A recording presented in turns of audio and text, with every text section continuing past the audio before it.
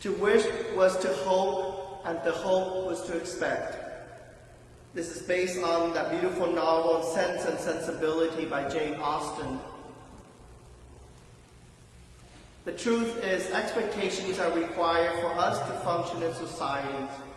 And sometimes we look at this whole areas of expectations. And I want to focus on Dr. Jim Stone's reflection today on the expectation gap. So on Wednesday, as we honor the Nativity of St. John the Baptist, I reflected upon the perception gap as John the Baptist go through his life challenging everyone of their own perception of who he is. And then yesterday we reflect upon the aspiration gap, the hope and the ambition for us in achieving what we want to do with our life. So on this third day, I want to move into the other two circles. What do they want? What do they think I am? And then what do they expect me to become? What do they think, or who do they think I am, to what do they expect me to become? Transition between those two circles give you that expectation gap. The second book of Kings, we see now in the reign of Zedekiah, what is people's expectations of him? Who do people think that he is? He is a king, king of God-chosen people, king of Jerusalem. What do they expect of him to be?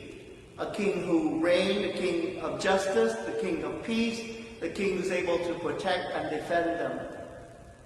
He failed in many ways because he was overcome by Nebuchadnezzar, by the king of Babylon.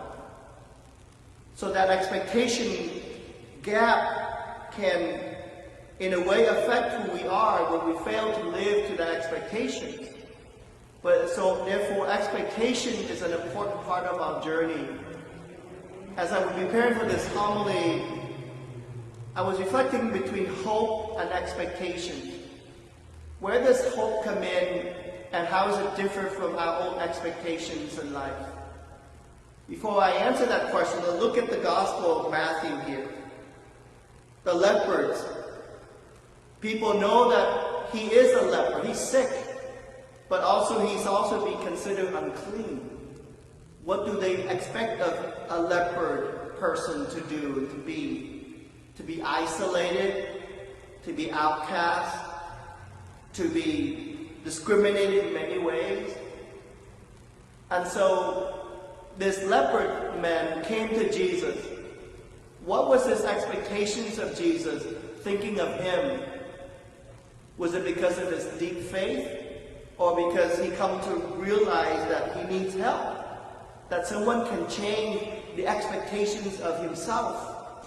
Someone can overcome all the expectations that people have put him down so much for so many years of his life. So he came to Jesus and asked in Matthew chapter 8, Lord, if you wish, you can make me clean. He stretched out his hand, touched him, and said, I will do it. So Jesus gave us a beautiful lesson, how we can help other people to meet their expectations by giving them that sense of hope, that sense of transformation, instead of becoming an obstacle and putting people down because this is who we think they are. But we can lift them up to stand on their 2 feet and help them to live out that expectation that they can become better. So Dr. Stone then helped us to look at this whole areas of expectation, and he gave us the example of a coach, of a teacher, of a parent. Sometimes we fail to live according to that expectation. We did not win first place. We did not get an A in our class. That can bring forth that sense of guilt, that sense of letting down, or the opposite can also be true because I have failed to live up to the expectation. I'm going to try harder and try harder. And so who people think that you are and what they expect you to become, we can look at in both eyes. an eyes of disappointment or an eyes of saying, I want to achieve. And so we flow through perceptions gap. We flow through then the aspiration gap that is in our life. But I want to go forward then this whole ideas of hope and expectation.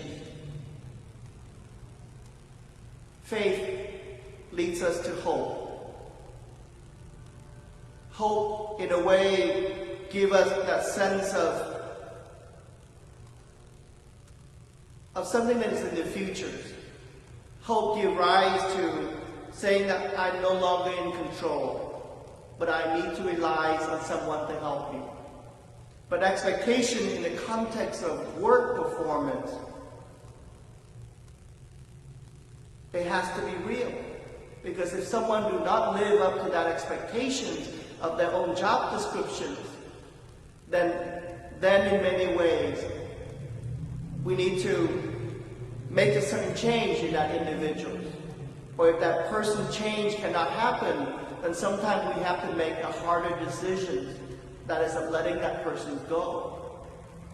And so that is, in a context of work, expectation has to be placed in according to their job descriptions. But in context of life and faith, we need to put hopes as predominant or precedent over expectations. Otherwise, we would always create a sense of disappointments in our life. So where do we go from here in our own sense of self? When we look at this first two circles of who do they think I am and what do they expect me to become? Henry David Thoreau, whom I quoted yesterday, I'm going to quote it again in another context. He said, we must learn to reawaken and keep ourselves awake, not by mechanical aid, by infinite expectations of the dawn. So he used this word expectation of the dawn in the context of hope.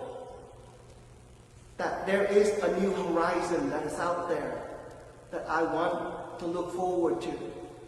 But another quote by Ralph Marston back in the 1920s, who's a football player.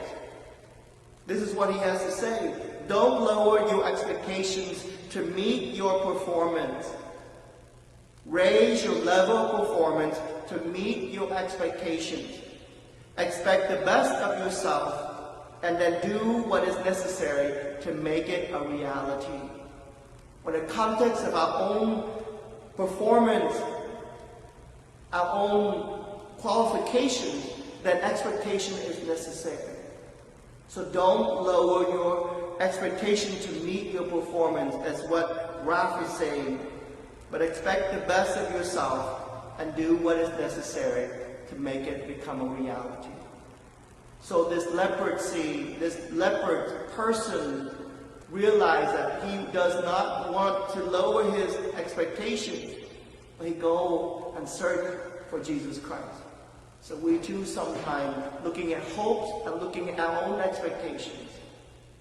Who is that one individual can help you to find and to meet your own expectations, including your own hope in life.